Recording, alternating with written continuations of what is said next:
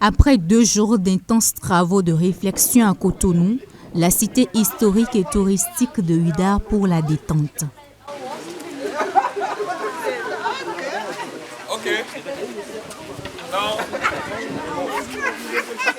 Les délégués du réseau de parlementaires et de partenaires au développement pour la promotion de la bonne gouvernance, présents au Bénin dans le cadre de la 9e Assemblée générale de l'APNOD, sont allés au contact du potentiel touristique de la cité du Roi Passé.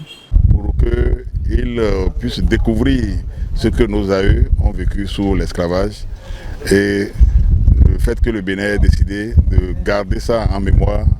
Et ils ont observé que des travaux continuent même pour mieux améliorer, mieux assainir les zones pour la postérité, pour que l'histoire reste. C'est vrai que c'est difficile à vivre, difficile à entendre, mais des générations sur des générations, nos progénitures, nos arrière-fils aussi viendront découvrir ce que leurs aïeux ont vécu sous l'esclavage, et c'est l'objectif de la visite.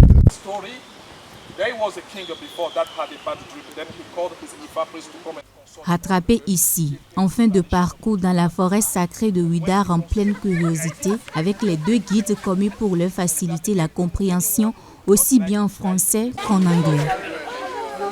Les délégués de l'APNOD découvrent les merveilles de la forêt sacrée après le temple des Pitons et ils seront plus emportés quand démarre l'expédition sur la route de l'esclave. Point de départ, la place aux enchères, et c'est parti pour le périple. Place Zomaï, la fosse commune,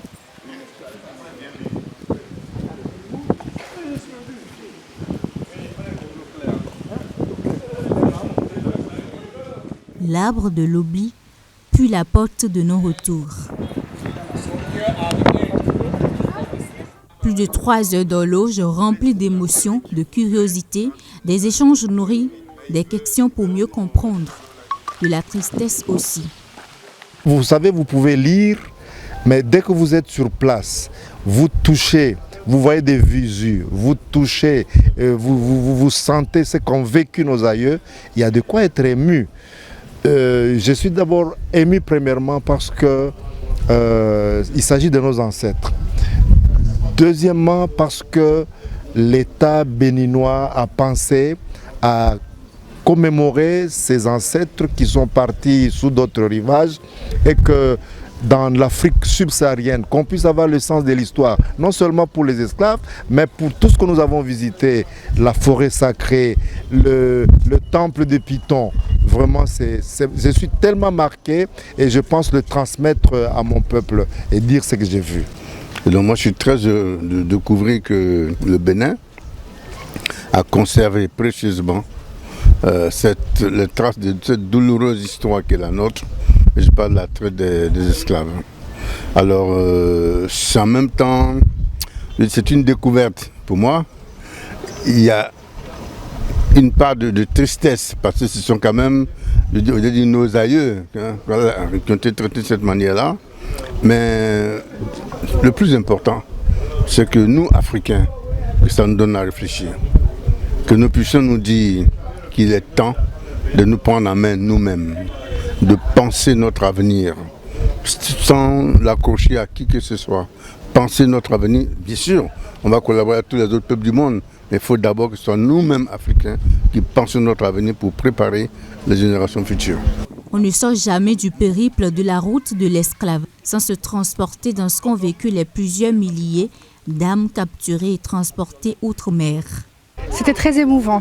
C'est très émouvant. Il y avait beaucoup d'émotions, il y avait beaucoup de ressentis. C'était vraiment quelque chose. Voilà, c'était très beau et je suis contente qu'il y ait des monuments comme ça à chaque fois, que l'histoire soit préservée autant. C'est bien. Il ne faudrait pas que ça soit oublié en fait. Il faudrait que ça soit préservé et ça fait partie de l'histoire du pays, de l'identité de chacun. Voilà, c'est bien de préserver tout ça. Très ému. Oui. Merci. Merci à vous. The tour has been quite interesting. The history of slavery in Africa, what took place in Benin, So we are very grateful to the National Assembly of Benin to have given us this opportunity to take this tour, to see part of the history of Africa, which is, it's sad, but we need to know. We need to know what happened here. Yeah. Ce que découvrent également les délégués de l'APNOD présents au Bénin.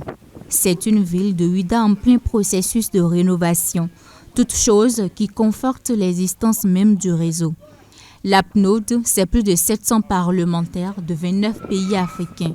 Il a pour mandat de renforcer la capacité des parlementaires africains à assurer un contrôle, une élaboration des politiques et une prise de décision nationale de qualité en garantissant l'appréciation, la demande et l'utilisation des évaluations dans leur travail quotidien.